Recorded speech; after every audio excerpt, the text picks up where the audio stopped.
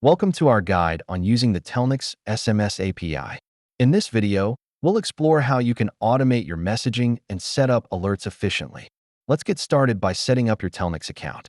You'll need to navigate to the Telnyx website and create an account to begin using the SMS API. Understanding the key features of the Telnyx SMS API is crucial.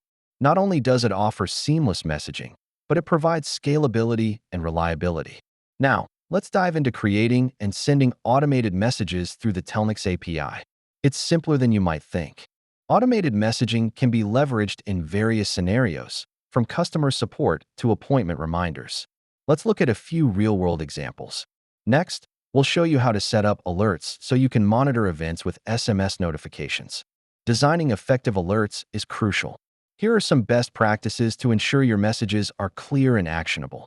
Integrating with other applications and services can greatly enhance your SMS capabilities. We'll cover how to make these connections. Encountering issues? Don't worry.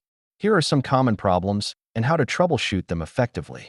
As we look ahead, the future of communication through the Telnyx SMS API promises exciting possibilities. Thank you for joining us.